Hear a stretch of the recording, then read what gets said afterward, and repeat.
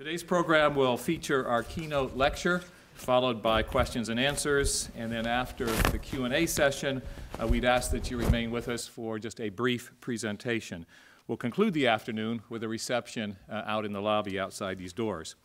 Before I introduce today's speaker, I'd like to recognize first Jim Meller, who is the donor that created this lecture. Jim, thanks for being with us.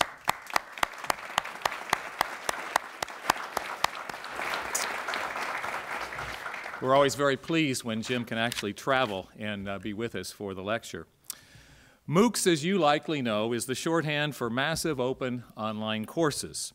In April of last year, this approach to course delivery made news when Stanford University, along with Princeton, the University of Pennsylvania, and also the University of Michigan, announced that they were going to partner with a new private entity called Coursera. And the objective was to make select higher education classes available worldwide online for free.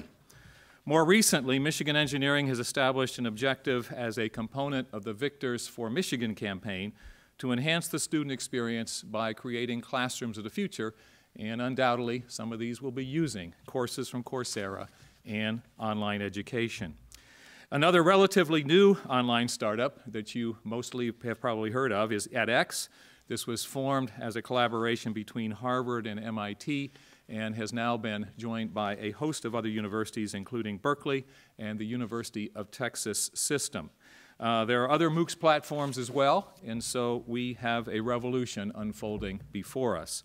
Initial experiments with MOOCs have produced many free courses, some with enrollments in excess of 100,000 students. Such large-scale interest, combined with the support of prestigious universities and private investors, has generated considerable excitement. This higher education experiment raises many questions about teaching and learning. Among them, can students learn as effectively online? Will employers or even parents view online coursework comparably to the classroom experience? Will traditional instructors experiment with and begin to transition to MOOCs on this campus, for example? Will premier universities view MOOCs primarily as a core platform for their residential population, as a pre-college outreach tool, or as a continuing education model? Our speaker today has thought about all of these things and much more. Professor Daphne Koller is co-founder and co-CEO of Coursera, a company committed to connecting people to great education so that anyone around the world can learn without limits. She is the Rajiv Motwani Professor in the Computer Science Department at Stanford and also the Oswald Villard University Fellow in undergraduate education. Her research involves probabilistic models and machine learning to understand complex domains that involve large amounts of uncertainty. Her research group is called DAGS, which stands for Daphne's Approximate Group of Students. A college graduate at 17 and a Stanford PhD who was recognized for the best thesis in her department, Daphne has already produced a lifetime of exceptional achievements. She earned a Presidential Early Career Award for Scientists and Engineers, known as PCASE. She is a recipient of the MacArthur Fellowship, better known as the Genius Grant. Early this year, she and Coursera co-founder Andrew Ng made the Time 100, the magazine's list of the 100 most influential people in the world. She's also a member of the National Academy of Engineering. It's an honor for us to have Daphne with us today. Please join me in welcoming Professor Daphne Koller.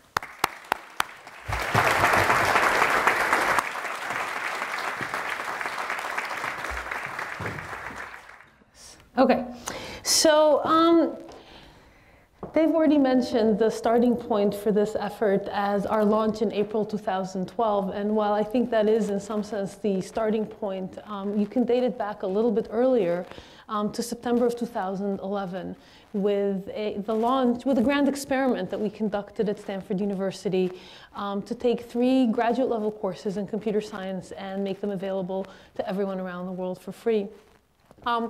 We put out these courses out in September. We were expecting an enrollment of a few thousand people in each of them, but within a matter of weeks, each of those courses had an enrollment of 100,000 students or more. Now, the number 100,000 is not one that you often hear in academic circles. So in order to put that number in perspective, it helps to do a comparison. The largest of these courses as taught at Stanford is the machine learning course taught by my co-founder, Andrew Ng. It has an enrollment of 400 every time it's taught, so it's one of those large lecture courses that we all love to criticize. That same course, when offered online, had an enrollment of over 100,000 people. And so if you do the math, in order for Andrew to reach that same size audience by teaching his Stanford class, he would have to teach it for 250 years. But I think that number by itself doesn't tell the whole story, because it's not just the number, it's the fact that this would then not reach 250 generations of highly privileged Stanford students, but students from every country, every age group, and every walk of life that were then able to have access to what is at least part of a Stanford quality education. And so I think that moment when we saw the amount of passion and excitement in the world around getting access to this kind of education and the impact that this could have, we realized that there was a real moment in history with an opportunity to take this kind of experience that had been, up until that point, really a privilege of the few, and open it up to anyone at what is effectively a zero marginal cost per student, because the cost per student, the extra marginal cost, is closer to $0 than it is to $1. And so in January of 2012, we spun this out of Stanford into a private entity called Coursera, and then launched it in April 2012, at which point we had the 4 university partners we already mentioned, 37 courses, and 200,000 legacy students from the Stanford courses in the fall of 2011. Fast forward about 20 months where we are today. This screenshot is actually slightly out of date. We currently have 107 university partners that are offering over 550 courses to 5.7 million students from every single country around the world. And by every single country, I include all the way from North Korea through to Antarctica. So I didn't realize there were people living in Antarctica. And so I'm going to talk a little bit about each of those numbers before we delve into the actual experience in these courses. So these are on the top left are the US-based universities that are current Coursera partners. You can see Michigan right there at the third from the top on the left. Second from the bottom on the right. I was confused there for a second. And then you can see many of this country's top academic institutions, both public and private, institutions like Duke and Columbia and Yale and Chicago and Washington and Wisconsin and Minnesota and many, many others. On the right-hand side, you will see that although we started out as a US-based effort, we're now actually predominantly non-US universities. We have more non-US than US institutions currently represented, with top world-ranked universities from Europe, from Asia, from Australia, from Latin America, Russia. And we're now able to offer courses taught natively in 8 different languages besides English, and not as many as in English, but still able to open up some educational experience to people who don't speak English well enough to benefit from the English language courses, even though we're also working on translating the subtitles. So we started out with 3 computer science courses. We didn't stop there. Currently, computer science is less than a quarter. Again, this chart's a little bit out of date. Less than a quarter of the courses on the platform. We have courses in all different types of STEM disciplines. We have a lot of courses in arts and the humanities. Some of them are actually doing at the best of any category. We have poetry, philosophy, business, medicine. I should stop this, and I'm already done with my prep time. If I'm not done with my prep, then we're in trouble.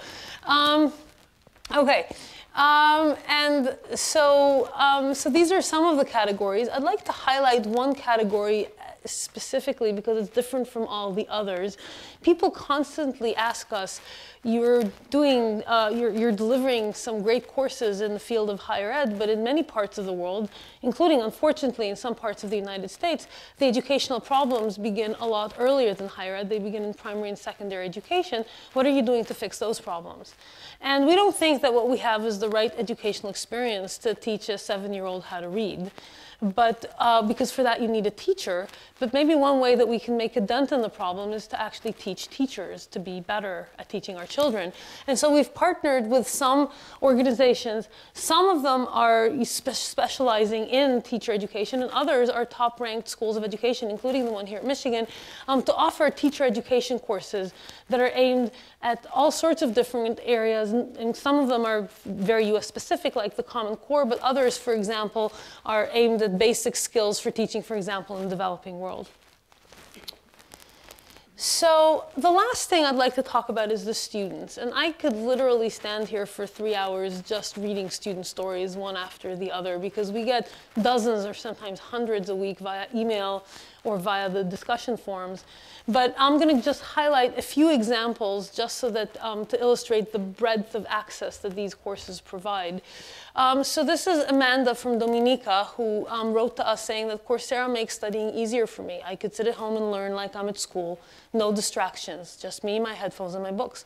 Could earn certificates without spending a dime to get to my local school. It helps me a lot since my mom is in the hospital and financially I cannot afford to attend school. There's a different one. This is Arti from India. She wrote to us saying, I was devastated as I had left my job and was finding out new directions in life. I wanted to go back to academics and could not find a way to do so.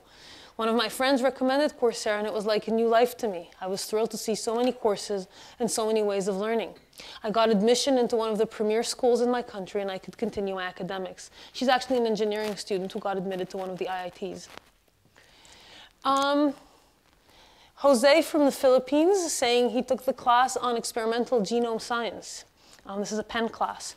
The course was very, very challenging. I had to do some of the coursework during lunch at work. There is a different kind of commitment needed in taking online courses. There's a stronger sense of personal integrity required for it. I got an interview for a job I really desire, and I mentioned that I was taking the course, and now I have a new job evaluating genomic research proposals. Funny how that works. This one arrived about a month and a half ago and literally brought tears to the eyes of many of us at the company. The title on the forum thread, it's actually in the social psychology class, which I'll mention briefly later, it was Coursera Saved My Life. And I'm going to read it out. 2 years ago, I felt incredibly miserable. I'm coming from a traditional family, so I married young, and all my life I was either pregnant, breastfeeding, or both. I knew that I'm talented, but all I had in life was cleaning, feeding, working part-time. I wanted very much to study like my classmates, but it was very hard to find time. I started and left. I was deeply depressed, and there was a moment when I tried to kill myself. But we, humans, are very tenacious of life, and I survived. At that time, I found Coursera. My first course called Game Theory expelled the depression and desire to die once and forever. I feel happy and I enjoy my life and my family much more. In the last 2 years, I've taken about 40 courses. I'm addicted. Coursera breathes life into me. It gave me hope. I know that when my kids will grow up in 10 to 15 years, I will leave everything and go to Oxford. I dream about it. As Charles Dickens once said, suffering has been stronger than all other teaching. I have been bent and broken, but I hope into a better shape. And the last one is even more surprising in some sense, although also not atypical of ones that we get. This is Daniel, who's a 17-year-old boy who's severely autistic. Daniel has a speaking vocabulary of about 150 words, but communicates by typing on an iPad designed by his father. Daniel was the star student in the University of Pennsylvania Modern Contemporary American Poetry class. And then subsequently went on to take a number of our challenging humanities courses. And Daniel says that this is the first meaningful educational experience that he's had after a life of special ed where nobody actually expects you to do anything except hopefully behave well. And he says that not only is this a really rigorous learning experience for him, but it actually helps diminish the severity of the disease, and his family agrees with that. A few months ago, Daniel's father sent us this picture of Daniel standing proudly in front of a wall where he has behind him his framed Coursera certificates. And this is not an atypical example, because we have a lot of students who do not have access to education because of various forms of disabilities, cognitive disabilities, learning disabilities, other health disabilities. Just last week, I got an email from somebody who came back as a war veteran from Afghanistan and has post-traumatic stress disorder and can't really come and be in a room with other people like this. And so for him, this is a gradual entryway back into academics that might allow him to eventually attend a proper university experience. So this is yet another form of access that these courses open up. So with that, I'm going to move to a somewhat more mundane part, which is what these courses actually look like on the inside. And some of you, I'm sure many of you have actually experienced them, but I'll at least describe some of the highlights. So one of the things that we tried to do in this project is to try and make this feel like a real class, as you would have in an academic environment, as opposed to just a bunch of static courseware that you can come and browse and leave and come back. And so the course begins on a given day, just like it does in college, and then every week, just like in college, there's work the students are supposed to do and homework that they're supposed to submit. And if they don't do, and the work is graded, so if they don't do the work, they don't get a grade and they don't pass the course. And that intervention has clearly defined, clearly visible effects when you look at it. So here the x-axis is time, the y-axis is the load on the site. And you see the heartbeat pattern? You know what those peaks are? It's every week, the day before the deadline. Sundays, exactly. Homework is due on Monday, people log in on Sunday. So I guess that illustrates that, you know, procrastination is not to be found only on our college campuses. It's truly a global phenomenon. And then at the very end of the road, the students who successfully complete the class get a form of credential, and I'll talk a little bit about what that is and how to obtain it later on in the talk. So the first pillar of the student experience is trying to make them feel like they're sitting in a college classroom. And so there's a video of an instructor teaching. It's not lecture captures. These are short, tight video modules of about 8 to 10 minutes, but it is an instructor teaching you. And so here is your very own Scott Page, one of our very first instructors on the platform. And you can see, hopefully, if this comes up, it's been coming up more and more slowly recently. You will hopefully soon be able to see him teaching. Let me try this again. Okay. You can see, you can't hear because I turned off the sound. He's explaining, he's writing on the board, on the whiteboard. When the video hits the yellow notch, it pauses, and he asks the students a question. The students submit the answer to the question, are told immediately whether they're right or wrong, and are given a chance to try again. So this is the kind of question that we as instructors often ask when trying to engage students in large lecture classes, but at least in my experience, when that happens, 80% of the students, at least those that aren't on Facebook, are still scribbling the last thing I said.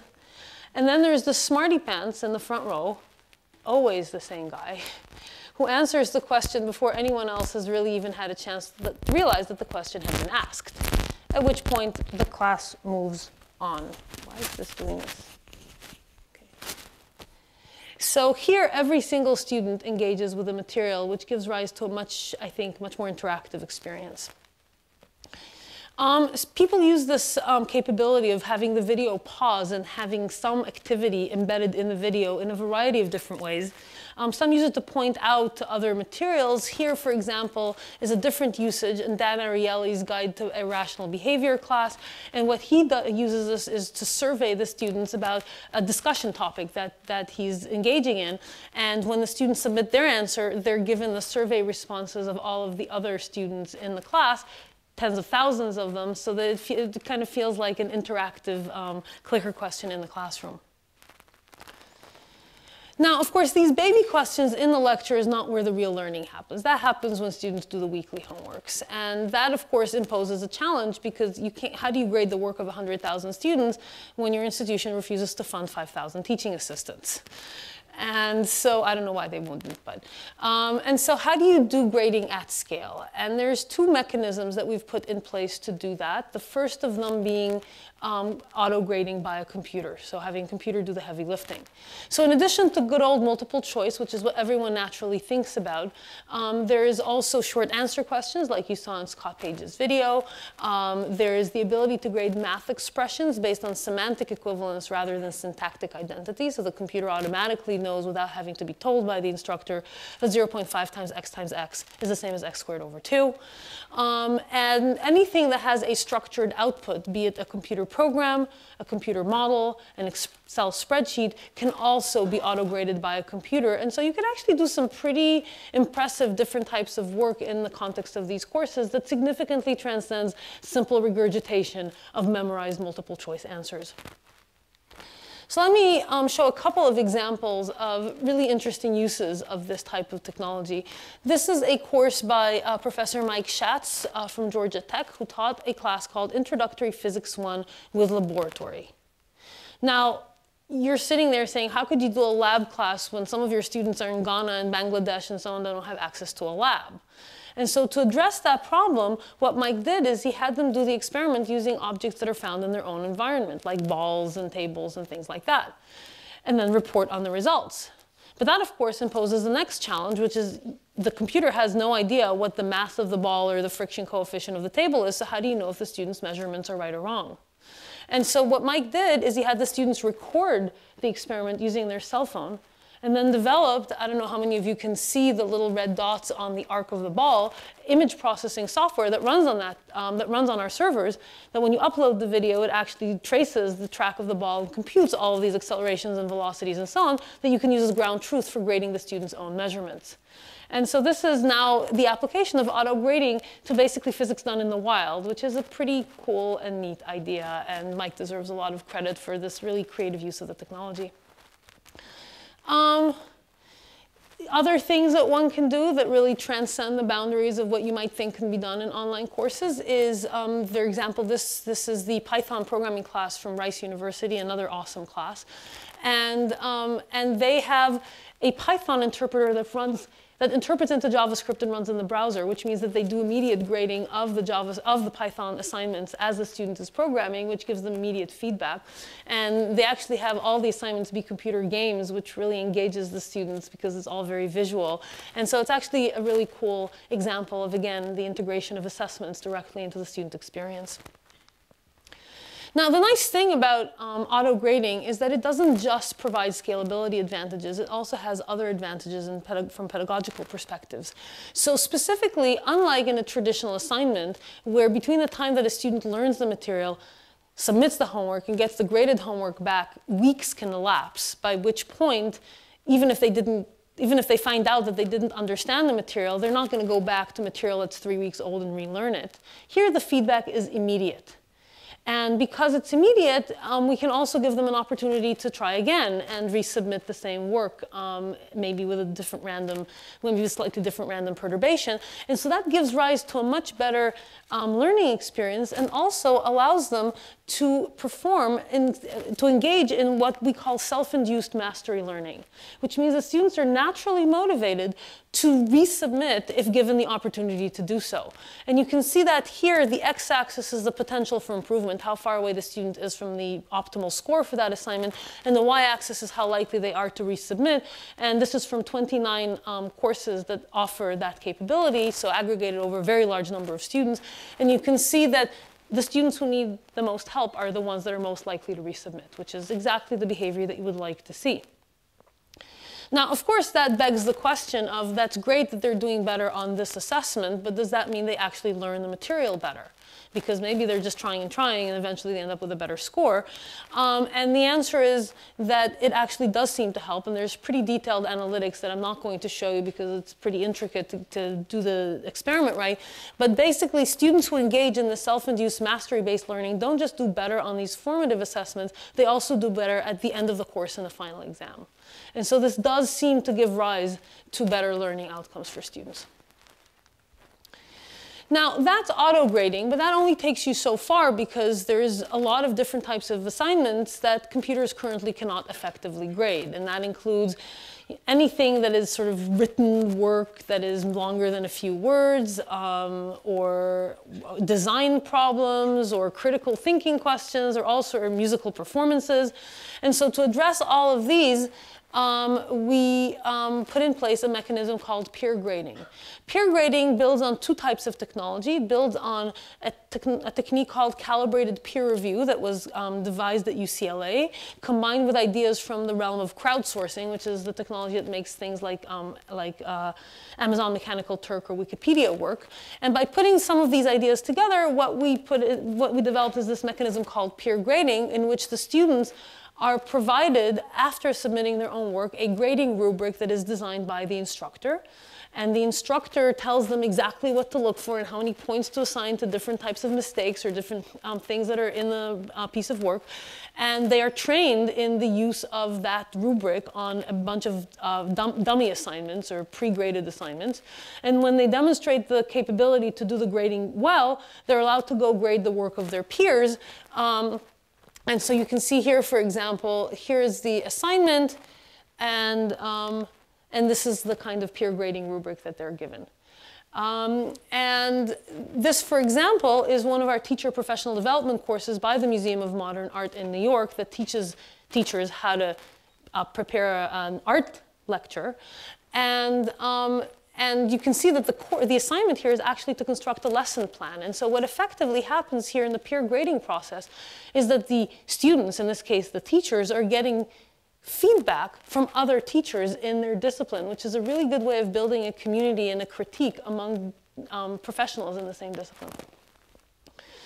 Now, one of the interesting things about peer grading is that people tell us that it's not just, again, an at-scale grading technology, that it has enormous benefits in terms of, from a pedagogical perspective, because they learn as much from grading the work of others as they do from doing the work themselves, because it teaches them to think critically about the work of other people. And in many cases, not only do they do that, they're also asked by the instructor to then go back and grade their own work using the same rubric. And so, in fact, they learn how to think critically about what they did well and what they might have done better next time. And so, again, this really provides them a much deeper understanding of the assignment and how to do it well. Now, an obvious question is, does this work? I mean, does peer grading give good results in terms of the actual scores that are provided? And the short answer to that is it depends. It depends on whether the grading rubric is well designed. If you go and tell people, grade this essay on a scale of 0 to 30, you get garbage. But if you're much more fine-grained in terms of the questions that you ask, you can actually get very good reproducible results. This is an example from a Princeton sociology class, final exam, 3 essay questions. X-axis is scores assigned by the TAs to provide us with this comparison point. You wouldn't usually have the TAs grading here. And the Y-axis is the score assigned by the peers. And you can see a very tight correlation between those scores that I would argue is about as close as you would get if you had 2 TAs grading the same piece of work relative to the same rubric. And finally, this really does allow us to provide at-scale grading for a very broad range of assignments that you wouldn't think can be done at this, in a MOOC format. So here, for example, is the Wharton Business School design class. It was an 8-week project course that started out with a problem specification and a concept, a prototype, finally an artifact. Each week, the students got 5 pieces of feedback via the peer grading process. And so by the end, they ended up coming up with some pretty amazing projects as a conclusion of this, which shows that you really can do creative work in a MOOC format, which I think is actually pretty cool. And so one final example of the peer grading, which I put in yesterday because I was actually describing it to Dave and others at dinner yesterday, and I said, but it's not going to be in the talk, and they said, why not? You should show it, so I added it this morning. This is our single largest class. It's the social psychology class from Wesleyan College, and the interesting thing is, the instructor at Wesleyan teaches a seminar of about 12 people at Wesleyan, and in the online class, he had 250,000 people. And his final project was something he called the Day of Compassion. And the Day of Compassion was, the students had to pick for a day, a method to exhibit the virtue of compassion and write up about it and present it via the peer grading process to others in the class. And then he had 700 students who received a perfect score in the assignment, and then the class voted on which of those students deserved the Day of Compassion award, which it turned out was a flight to Stanford University to meet the Dalai Lama, which is a pretty cool award. And there were other pieces of the prize as well. And so I'm just going to tell you what the single winner was, although many of the others were almost as impressive, I think. This is a woman called Balesh Jindal, who is a physician and artist who lives in India. And she won the grand prize by visiting a local school with low-income girls in order to try and deal with the problem of sexual violence, which is very pervasive in India. And so she met with groups of those girls and talked to them about appropriate and inappropriate touching and asking them whether they'd been victims of whatever sexual violence of some kind or another. And she also set up a mechanism by which a local clinic would treat pro bono girls that had been victims so as to help them along. And now was so inspired by this that she's actually spending a day a week to help these girls in other schools as well. And the really amazing thing about this is think about the scope, right? So we have one instructor who usually teaches 12 people, teaching 250,000, of whom 700 did something that looks like this. And one of those is something that touches the lives of thousands of people in India. And so the scale here, I think, and the extent to which this could have impact, I think, is pretty striking. Okay. Which I guess naturally leads us to the topic of community. Because one of the things that distinguishes these courses from other offerings is the fact that a lot of the teaching and grading is done via peer-to-peer interaction as opposed to just having the master teacher who is the one that conveys all wisdom to all students. And it turns out that peer teaching, such as what happens on the discussion forums, where people ask questions and other students answer those questions, is actually a really good mechanism because in classes of this size, there's usually going to be someone who understands this question really well and is willing to take the time to write a long, thoughtful, detailed explanation. And so there's an amazing back and forth in these forums where people really help each other along over the hard bits. And I think that's one of the things that makes these classes much more, I think, appealing to people than traditional online education offerings where it's just the person sitting in front of the computer interacting with the screen. Now, the other aspect of this community is that not only is it large, it's also incredibly broad and heterogeneous. So this is a map of blue pins everywhere that there was a student in the Hebrew University Synapses, Neurons, and Brains class. And you can see that it's a really worldwide community. This is typical. Any of our classes would have a similar map. And what this does is when you think about the implications of this, if you're participating in the discussion forum and you're asking a question, and especially in courses that are contextualized, courses in philosophy, in psychology, in sociology, medicine, business, where there's a lot of local context, the answer you would get, for example, in a sustainability class from a student in Beijing is going to be very different than what you would get from someone in Nigeria. And so this gives a richness to the interactions that many instructors find incredibly enlightening and so enlightening that they often ask their on-campus students to engage with a public class, even if only just for this type of broader experience. Now, online virtual interaction is all very well and good, but it turns out that many students appreciate the benefits of face-to-face interaction on top of that. And so I'm going to talk a little bit about that. So here is organically emerged a network of learning communities around the world, people who meet once a week in a coffee shop or in somebody's workplace or home to take a class together. They do their online work separately, then they come and discuss the homework, they figure out what's going on. And so you get a real complementary face-to-face community that surrounds, or rather network of communities that surround the online experience.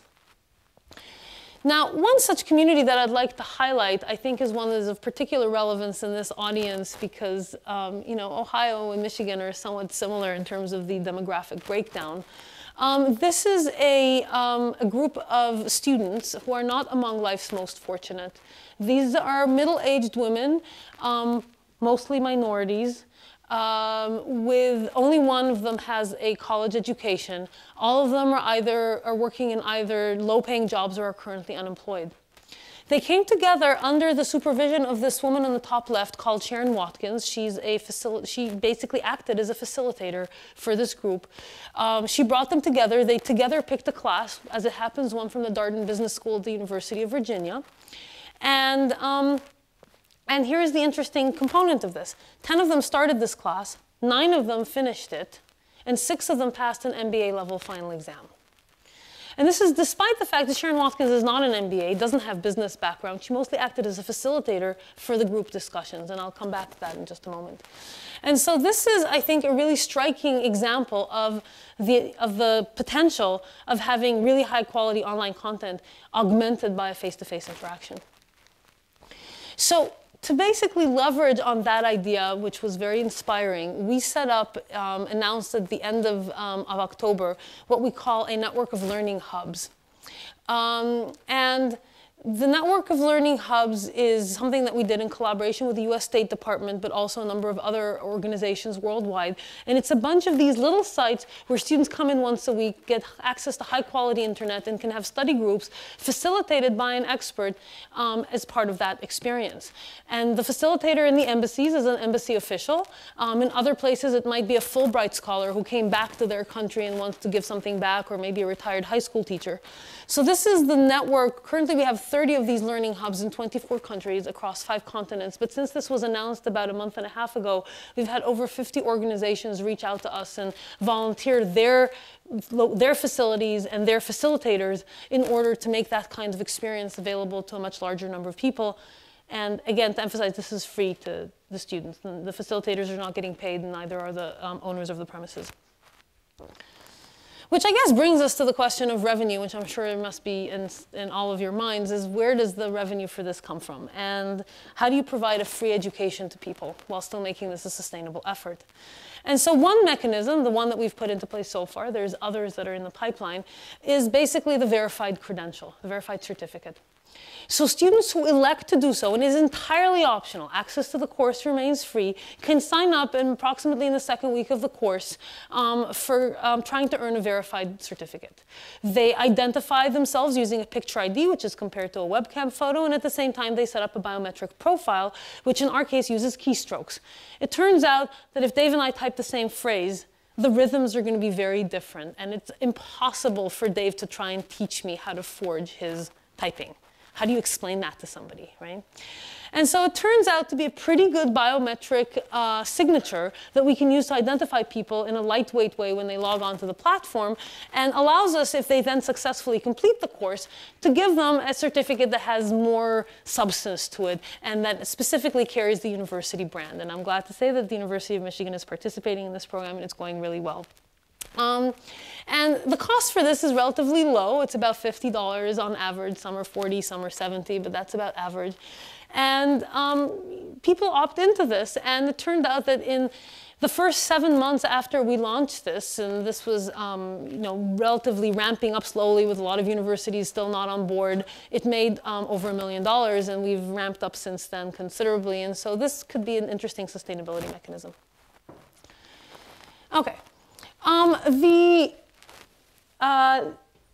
The verified certificate and the notion of the signature track actually allows us to shed light on one of the critiques that is often levied against MOOCs, which is people will tell you these classes must be horrible because only about 5 people who sign up for a MOOC actually complete a MOOC, which is true. What people fail to realize, or which they would if they thought about it a little bit, is that most people who sign up for one of these MOOCs, given that it's free and there's zero friction in it, never really intend to take the MOOC for real. How many of you have signed up for a MOOC? How many of you have completed the MOOC? Okay, I rest my case. So what happens is that most people treat this like a browsing experience, kind of like reading a few chapters from a book that they take out from the library. What happens to people who actually intend to complete? And so the signature track gives us a way of looking at that. And so here, for example, is, as I said, about 5% of people among the overall population who sign up complete. People who sign up for signature track, indicating some intent to complete, the ratio is 63%. Now, if you ask people in an entry survey, are you really committed to completing this course? Do you really intend to do the work? In that population, the completion rate is 64%. And for people who put a little bit of extra skin in the game, the $50, it ends up going to 88%. And this is, again, averaged across a large number of classes in this track. Now, 88% is a really high number for any online activity, including social games, far less something that requires 5 to 7 hours of homework every week. So, and it's an hour behind schedule, I think, is the other thing. Okay. So, the last piece of this that I'd like to talk about is improving learning outcomes. So there are several ways in which we can improve learning, both in the virtual world and in the physical world. So in the virtual world, one of the, I think, big opportunities here is the use of big data to provide us with a window into human learning and what's working and what's not. We as instructors very rarely have visibility into what's going on in our classes, except in the midterm and the final exam. We don't know how much time students spend on task. We don't know how they're doing, in many cases, on the formative assessments. Here, we have every single event instrumented. A student pauses a video, fast forwards because he thinks it's boring, submits a quiz, looks at a forum post. All of that is instrumented and at the scale of hundreds of thousands of students, which allows us to really gain insight into what's working and what's not, both in terms of high-level pedagogical principles, but also in terms of our individual classes. So here's one example of an insight that you might gain. This is a distribution of wrong answers from one of Andrew's machine learning exercises. Each little cross is a one-off wrong answer. But the big crosses, like the big cross at the top left, is where 2,000 students made the exact same mistake in an infinite space. Now, when 2 students in a class of 100 make the same mistake, you'd never notice. But when it's 2,000, it kind of jumps out at you. So Andrew and his TAs went in, understood the basis for the misconception, and now every student whose answer falls into that bucket doesn't get the sorry, you're wrong generic response. They also get the, and you might want to think about it this way, which personalizes the feedback to the student's own learning needs, allowing them to learn much faster. So that personalization that you get from big data, I think, is one of the opportunities that we have to solve what is now a 30-year-old problem. In 1984, renowned educational researcher Benjamin Bloom wrote a seminal paper called The 2 Sigma Problem, in which he studied the achievement distribution of 3 populations. Students who are in a lecture-based class, mind you, not a large lecture, only about 35 people. Students who are in a lecture-based class but in a mastery learning format, which means that they weren't allowed to move on to topic B before demonstrating competency in topic A. And students who had an individual human tutor. And each of those interventions gives rise to a full standard deviation, or sigma, improvement in the distribution of achievement scores. So in order to highlight what that implies from a pedagogical perspective, Bloom says, let's take the midpoint of the lecture-based population as an arbitrary performance threshold. So that half the students in the lecture-based class, by definition, since it's the median point, would be above that performance threshold and half would be below. If we use that same threshold and apply it to the green population, the individual tutoring, 98% of the students would be above that threshold. So in a Lake Woebegone kind of way, 98% of our students would be above average. Now, that would be a really awesome goal to achieve, except that, as Bloom points out, we cannot as a society afford to provide a tutor to every student, hence the title, The 2 Sigma Problem. But now, maybe we can afford to provide them a tablet. In India, the Indian government is providing an Akash tablet to every student at a production cost of $40 and subsidized to $20. So that basically turns the question into, can we as a society, can we now use technology to move people from the blue curve to the red curve and ultimately to the green curve? Nice thing about the red curve is that it's well within reach for computers. A computer genuinely doesn't mind showing you the same video 5 times. They don't even get judgmental as to why you're not getting it after the 3rd attempt. The green curve is more of a challenge. How do we apply machine learning techniques and other adaptive learning to get to the level that an individual tutor would get with a student? We're not there yet, but I think it's a fascinating research problem. Which brings us to how we would improve this in the, so that's in the online world. Now, what about the physical world? What can we do in order to improve the quality of education that we offer to on-campus students, like some of you sitting here in the audience? So this is one of my favorite quotes by 19th century educator Edwin Slauson, who said, "The college is a place where professors' lecture notes go straight to the students' lecture notes without passing through the brains of either." Now, perhaps not the most flattering view of a college education, but when you look at this, you can kind of see why he might have said that. And so what can we do better? Well, the answer, I think, and this is something that is a growing consensus in higher ed, is the flipped classroom model, which provides us with the best of both worlds, where you come to the online environment to do things that are better done in the online environment. Students can study complex material quietly at their own pace, at their own time, with interactive assessments that allow them to achieve mastery in basic skills. You can make the content really high quality. You can create some locally. You can adopt some from a colleague. And it really gives you a richness on the online world. And then students come into class. We're not trying to replace teachers. Rather, we're trying to move teachers up the value chain to teach more of the higher cognitive skills, like using active learning, doing problem solving, or use some of the analytics that the online system can provide in order to identify the students who need the extra help and provide them with personal attention. And so that really, I think, is going to give rise to a much higher quality educational experience. So higher quality for whom? Here's an example of testimonials from people who've flipped the classroom from among Coursera instructors who've taught a MOOC. And I can, these are just three. I'm only going to read one. There's others. On the top row, you can see Scott Rixner and Joe Warren from Rice University, who taught the Intro Python class that I mentioned earlier. And they basically say, I will never, ever, ever teach a class any other way as far as I can tell. This is so much better. I had so much more fun teaching, and the students learned so much more. I will never get up here and lecture. I just don't see the point anymore. But this is not just good for teachers, it's also good for students. These are data from the University of Wisconsin at Madison, who have been doing flipped classroom teaching long before MOOCs ever came onto the scene, for about a decade. And what you see here is a comparison between two versions of the same course with the same final exam. This is an introductory engineering course.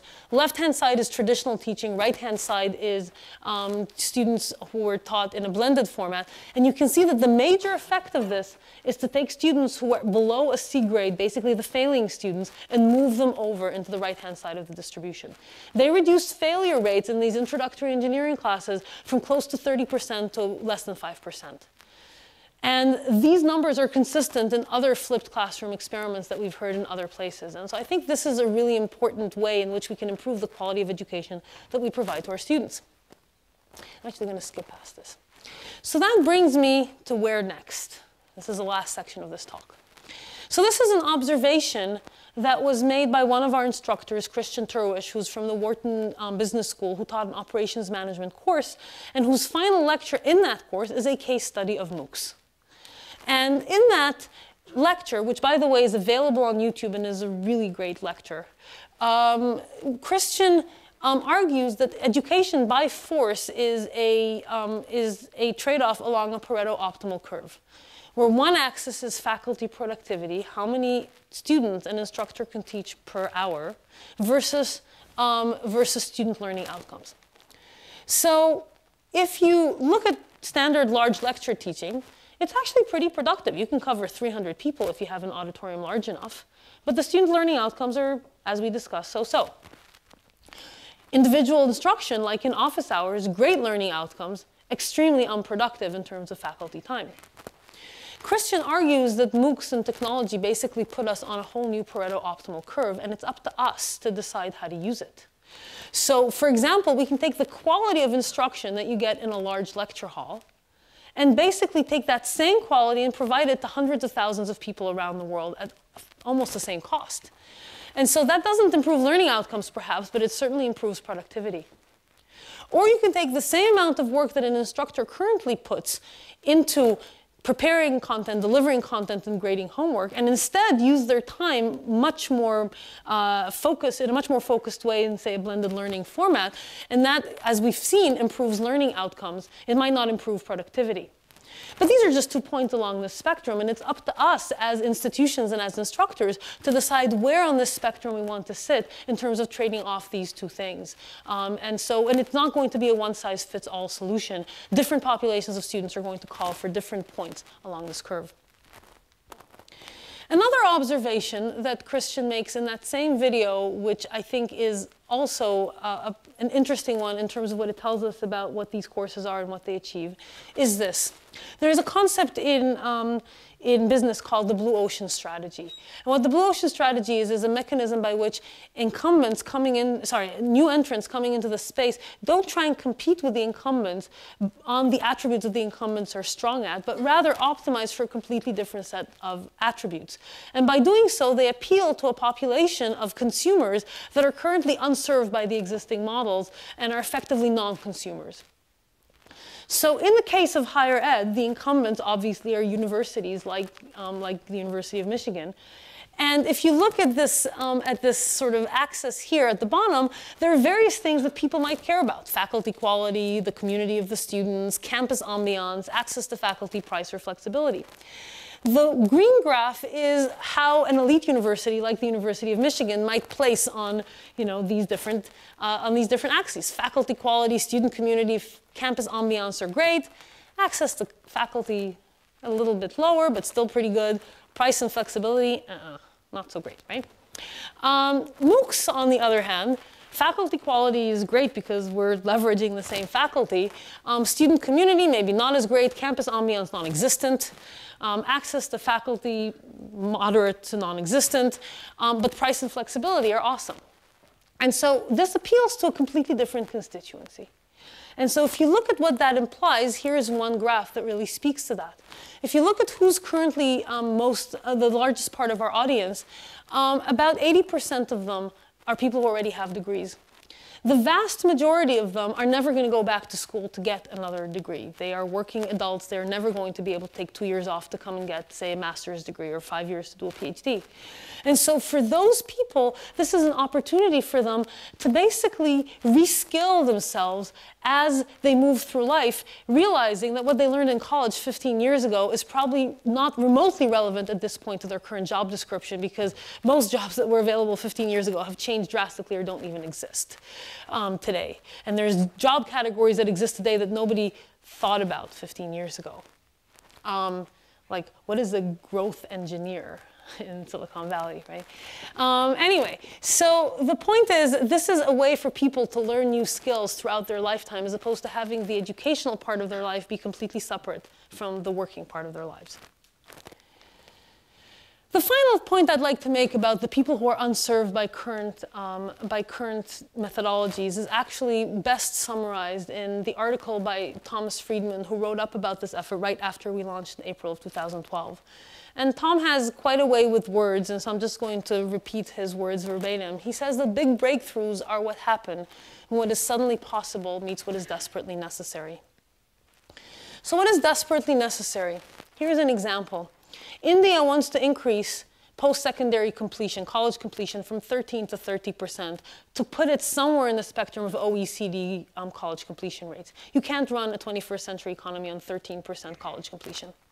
In order to achieve this goal using traditional methods, India would have to build 1,500 new universities.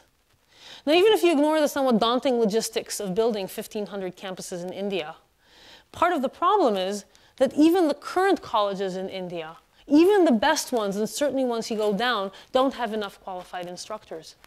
So even if you build 1,500 buildings, who's going to sit in them and teach?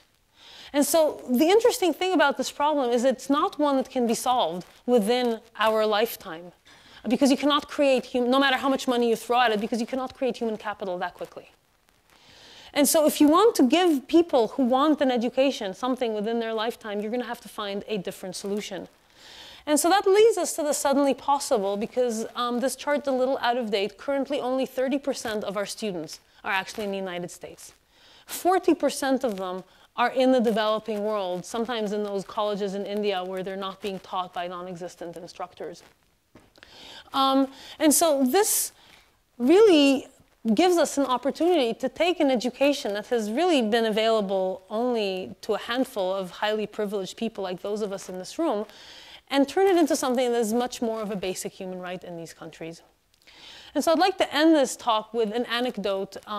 Just a little over a year ago, in September of 2012, I attended the launch of the Education First initiative at the United Nations in New York. And they are trying to reach the Millennium Development Goal of getting every child into a school by 2015, which is a truly daunting challenge. And they were talking about how when you travel in Africa, even in such remote places like refugee camps in the Congo, and you ask people what they most want, and these are people who are living in grass huts on a cup of food a day. We ask them what they most want. They don't say they want more food, and they don't say they want better shelter. They say they want a better education for their children, because they know that an education is the only way for their children to break out of the cycle of poverty and have a chance at a better life. Thank you very much.